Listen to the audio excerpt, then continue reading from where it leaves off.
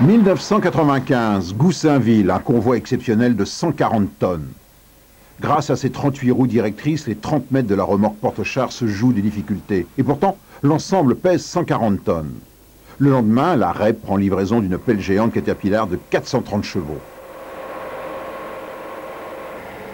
Bref, une nouvelle génération d'engins pour l'élaboration d'un nouveau centre d'enfouissement technique.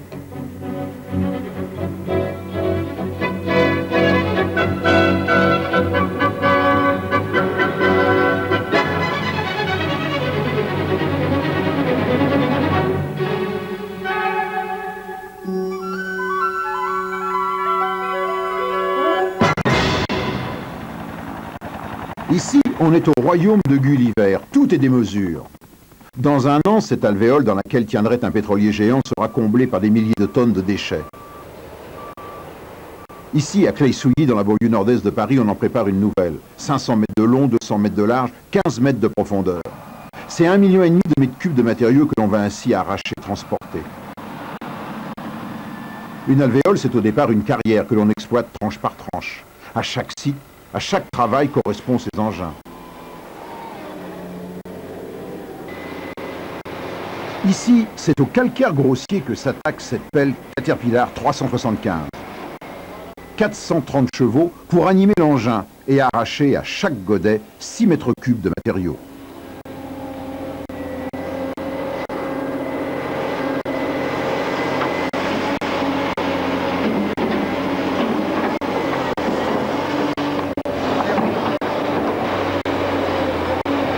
En 45 secondes, 3 godets suffisent pour remplir un tombereau de 40 tonnes.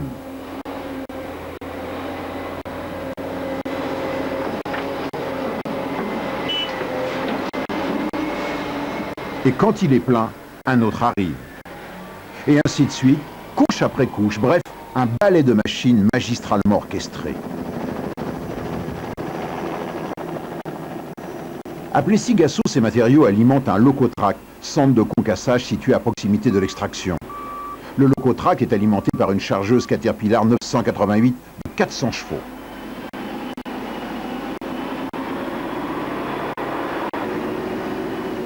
Le locotrack est un concasseur à mâchoire sur train de chenille. Pesant 94 tonnes, il débite 600 tonnes de matériaux à l'heure.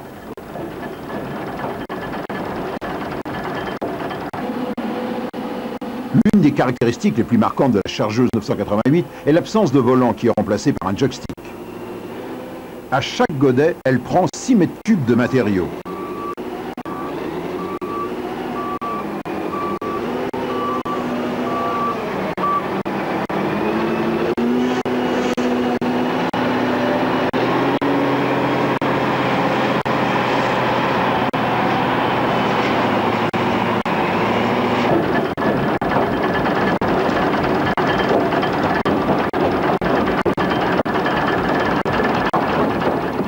Après le concassage primaire du locotrack, suit un concassage secondaire, composé de 2 broyeurs Omnicon 1144 SX et d'un broyeur à percussion BP 1315.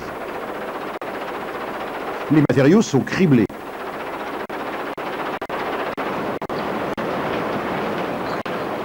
Et stockés à l'aide de 2 stackers polaires d'une hauteur de 28 mètres, offrant une capacité de 175 000 mètres cubes.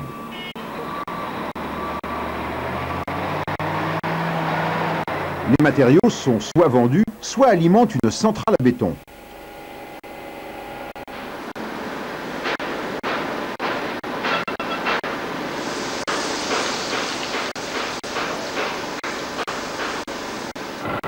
Sur le chantier même, on a en effet besoin de béton, par exemple pour construire les routes d'accès. À l'extérieur, on n'hésite pas à créer de nouvelles voies afin d'éviter les nuisances dans les villes traversées.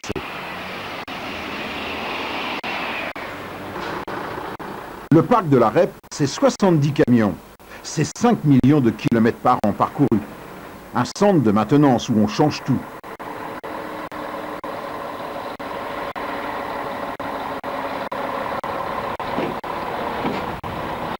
Du moteur à l'ampoule de phare, en passant par la boîte de vitesse d'un Caterpillar. Ici, un camion doit être beau et propre.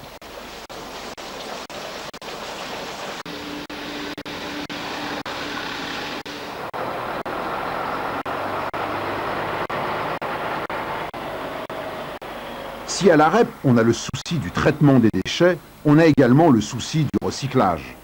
À commencer par celui des pneus de l'entreprise, grâce à cette machine à déchiqueter surpuissante.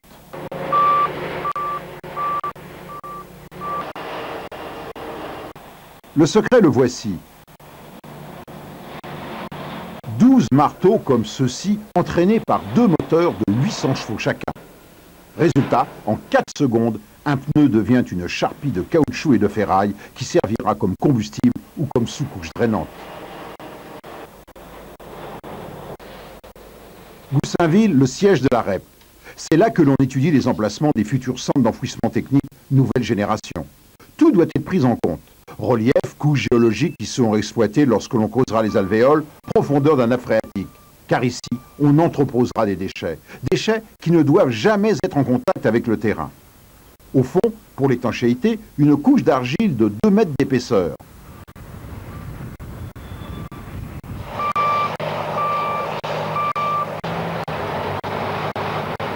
L'argile est mise en place par un compacteur pied de mouton.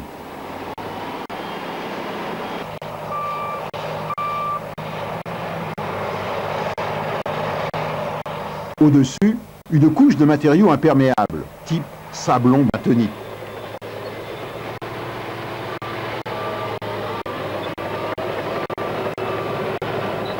Ce matériau est fabriqué sur place dans une centrale de mélange. La bentonite est une variété d'argile en provenance du bassin méditerranéen. Ici, on ne transige pas avec la qualité. Les matériaux sont contrôlés et analysés avant chaque réception.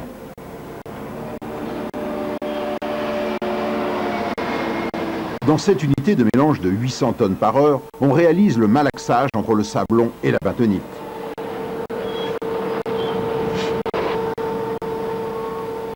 Le mélange obtenu est ensuite étendu au fond de l'alvéole sur la couche d'argile. Ici, on utilise le nec plus ultra de la technique avec cette niveleuse guidée par laser. Le laser, en tournant, définit un plan de référence sur lequel viennent se guider 2 capteurs portés par la niveleuse. Une fois compacté, le mélange est si dense qu'une goutte d'eau mettrait 32 ans pour la traverser. D'où des contrôles de vitesse d'absorption et de l'épaisseur des couches imperméables qui atteignent 5 mètres et sont situées au-dessus de la nappe phréatique. Enfin, pour assurer l'étanchéité parfaite, on recouvre les parois et le fond de l'alvéole de PEHD, autrement dit du polyéthylène à haute densité. Sa pose s'effectue par bandes successives de 5 à 7 mètres de large. La double soudure est effectuée sur place par des équipes spécialisées.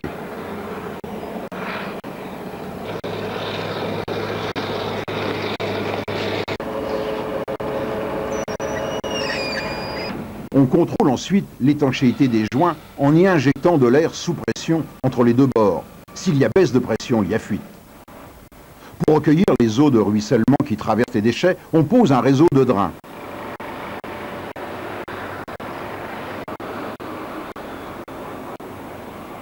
En tout, 4 km par alvéole.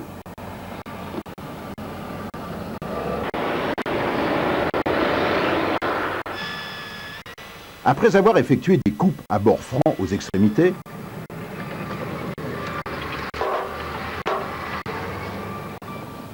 par chauffage appelé polyfusion, on réalise la soudure. Afin que ces drains ne soient pas obstrués, on les couvre d'un géotextile.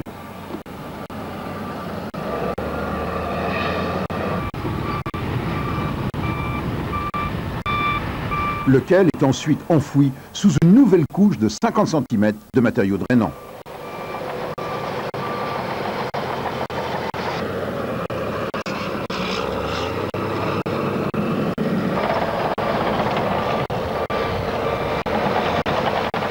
Ça y est, notre alvéole est prête pour recevoir les déchets.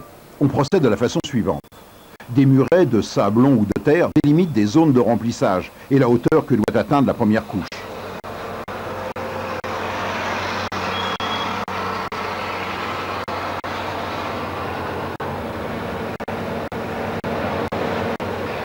Cinq compacteurs à couteau de 40 tonnes étalent les déchets par couche de 50 cm.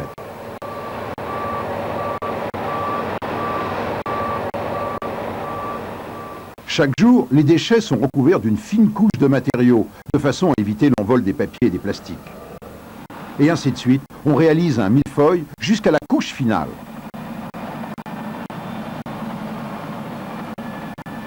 Puis, 50 cm de terre viennent parachever les opérations.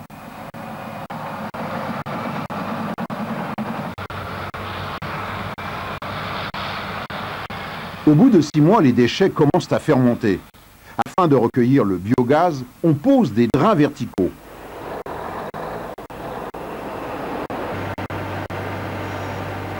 Des trous de 60 cm de diamètre sont forés sur la totalité de la masse des déchets.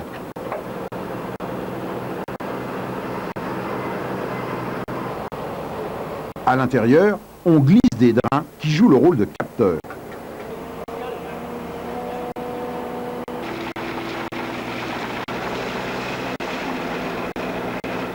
En tout, 5 drains verticaux à l'hectare, disposés en quinconce. Reste ensuite à les relier entre eux par un réseau de drains horizontaux enfouis dans la dernière couche de déchets.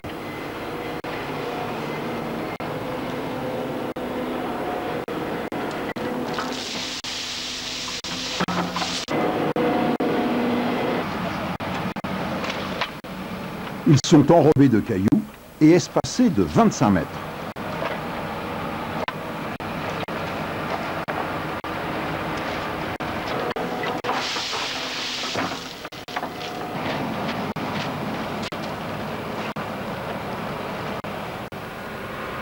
Tout ce système est relié à des têtes de puits sur lesquelles on peut agir afin de régler le débit et la richesse en méthane du biogaz. Un gros collecteur achemine ce gaz à la station de combustion et de valorisation.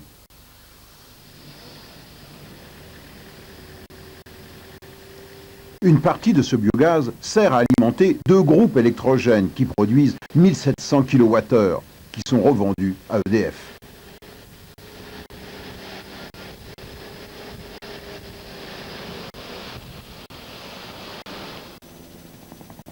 Une couche de terre de 2 mètres et 50 cm de terre végétale permettent de parfaire le réaménagement et de le rendre à la culture ou au reboisement.